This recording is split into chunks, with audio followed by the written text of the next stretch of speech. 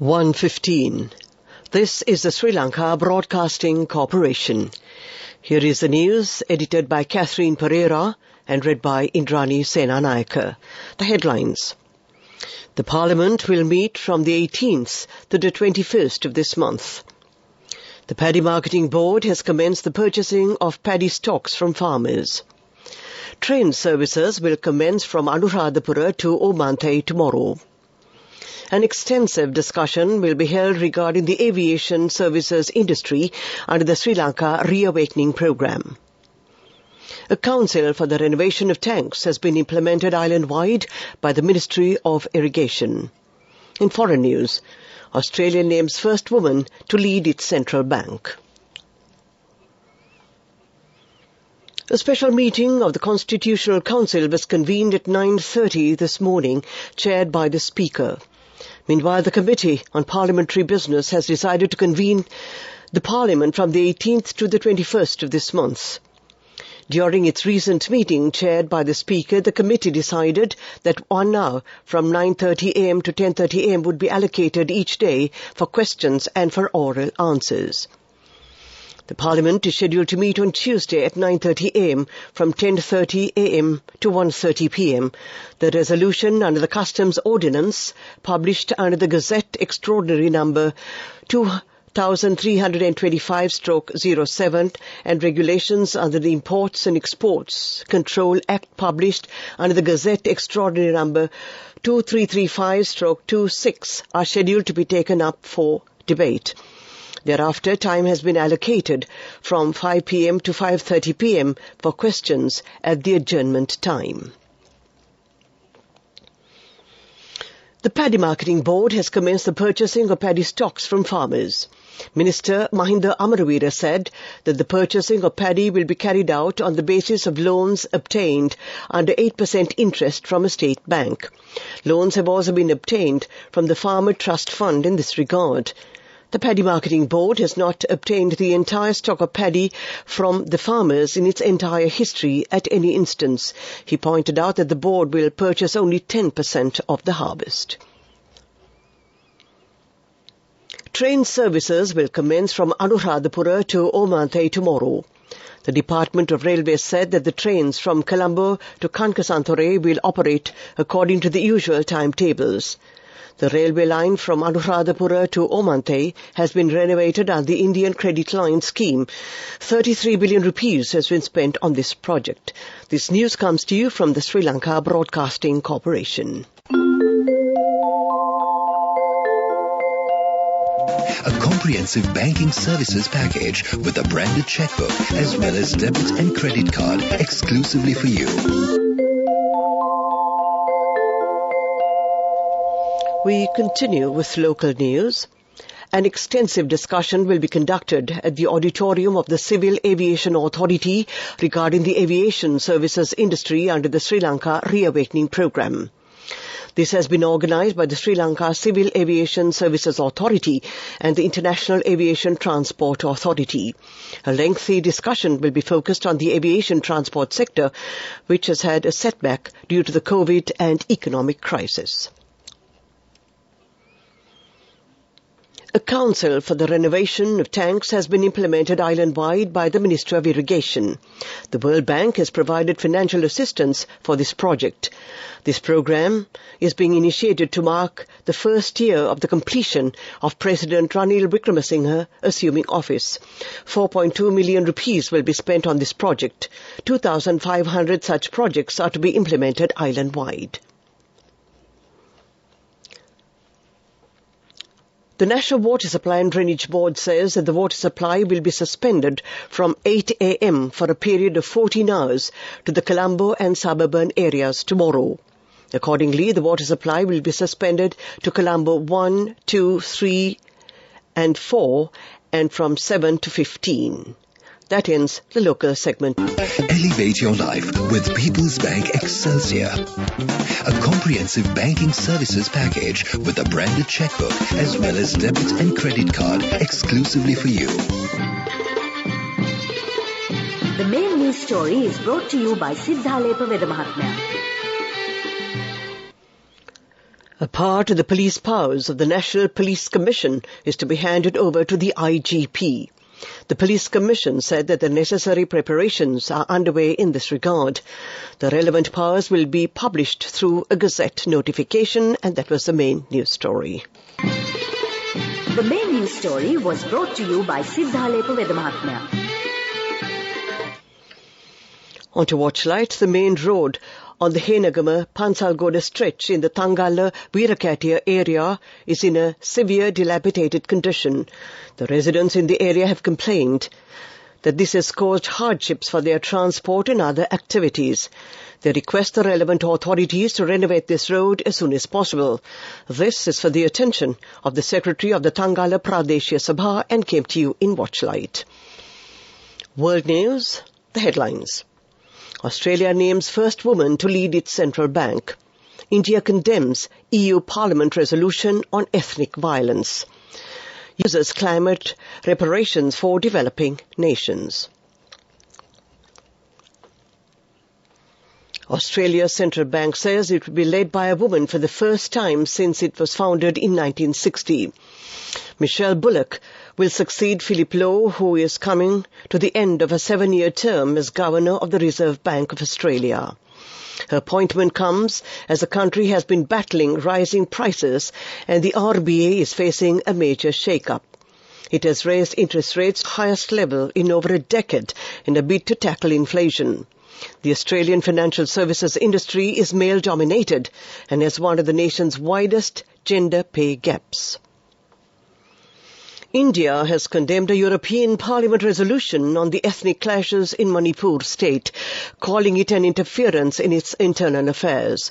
More than 130 people have been killed in the violence in the northeastern state, which broke out in May. Tens of thousands have been displaced because of the clashes and have been forced to live in temporary shelters. The resolution called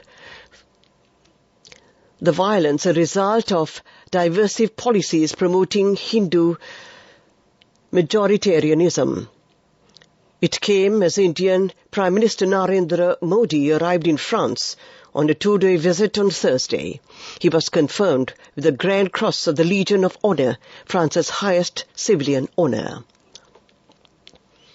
The US says it will not, under any circumstances, pay reparations to developing countries hit by climate change-fueled disasters. Climate envoy John Kerry made the remarks at a Congress hearing before flying to China to discuss the issue. Some countries want major economies which produce the most greenhouse gases to pay for past emissions. A fund has been established for poorer nations, but it remains unclear how much richer nations will pay. Mr. Kerry, a former Secretary of State, was asked during a hearing before a House of Representatives Foreign Affairs Committee whether the US would pay countries that have been damaged by floods, storms and other climate-driven disasters. To end this bulletin of world news, the headlines again. Australia names first woman to lead its central bank. India condemns EU Parliament resolution on ethnic violence. US refuses climate reparations for developing nations. That ends this bulletin of world news. Development News is brought to you by Vacancies for women from Deshakti Lanka for housemaids in Kuwait, Oman and Saudi Arabia for ages 23 to 58 years. Contact number 037 7500 500. The government has agreed to provide their support for the upliftment of the apparel industry in the country. 14 new research areas of the university and private sectors will be utilized in this regard. It is hoped to create new jobs and to increase the income of this sector. Minister Ramesh Patidanda said that the target is to increase the export income of up to $6 billion through this program, and that was development news. Vacancies for women from Deshakti Lanka for housekeepers, home cooks, caretakers and home nurses in Kuwait, Oman, Saudi Arabia and Singapore for ages 23 to 57 years. Salaries starting from 156,000 rupees. Interviews with foreign agents are now on. Come whether you have a passport or not. Branches, Colombo, Kurunagala, Anuradhapura and Matara. Contact number 0377 500 500. On to sports news. The first test match between visiting Pakistani cricket team and the Sri Lanka team will be played at the Galle International Stadium on Sunday. Pakistan is at 6th place of the World Test Grading Index, while Sri Lanka has secured the 7th place of the index. Lakshani Sarangani Silva will represent Sri Lanka today on the third day of the Asian Championship Athletic Sprinting Tournament for the women's event. The event is to begin at 2:45 local time. Nadisha Ramanayake has gained 1 gold and 2 bronze medals for Sri Lanka. That was sports news. Go ekak thiyana youth eකට life එකේ change එකට නියමෙට set වෙන්න ඇස් වහගෙන දැකපු ගීන හැබැ කරන්න youth එකට නියමෙට set වෙන්න friendship එක මෙන්න. The all new NSB Ithru account, NSB IM, a plan for your dream. Business News, sponsored by National Savings Bank, the safest place for your money. The Techno 2023 National Engineering and Technology Exhibition will be conducted at the BMICH from the 20th to the 22nd of October. The theme of this year is the engineering support to upgrade the economy. The exhibition will be organized by the Sri Lanka Engineering Institutes. Business News, sponsored by National Savings Bank, the safest place for your money. Go ekak thiyana youth එකට life එකේ change එකට නියමෙට set වෙන්න ඇස් වහගෙන දැකපු ගීන හැබැ කරන්න youth එකට නියමෙට set වෙන්න friendship එක මෙන්න. The all new NSB Ithru account, NSB IM, a plan for your dream. And now in economic news. First Capital, the pioneering investment institution and non-bank market leader in primary dealing, successfully concluded the 8th edition of the First Capital Colombo Symposium 2023, one of the largest investor symposiums ever held in Sri Lanka. The event themed Invest with Impact, Seize Capital Market Opportunities took place on the 4th of July 2023 at the Shangri-La Hotel, Colombo, and brought together a diverse group of investors, corporate leaders, entrepreneurs, and industry experts from an evening of insightful discussions and valuable networking opportunities. That was economic news. Weather report.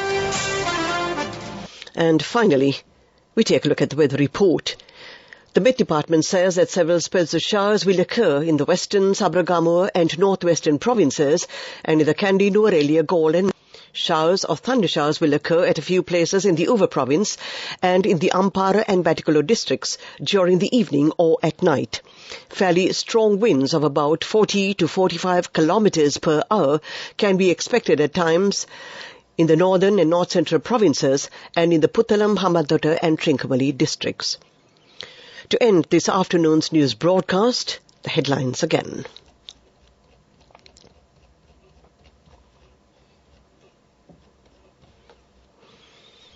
Parliament will meet from the 18th to the 21st of this month.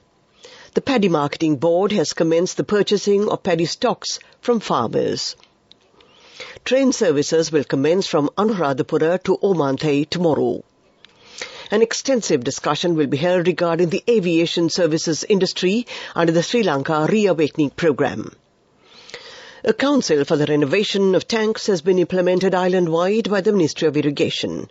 And in foreign news, Australia names first woman to lead its central bank. And that ends this afternoon's news broadcast. The time is 1:30. This is Radio Sri Lanka, and at the helm, as always, on a Friday afternoon, is your dear friend and mine and the captain until 2 o'clock, I believe. That's right, Geethanjali Ramanayake. Very good afternoon to you, Geethanjali, and thanks for manning the console for me.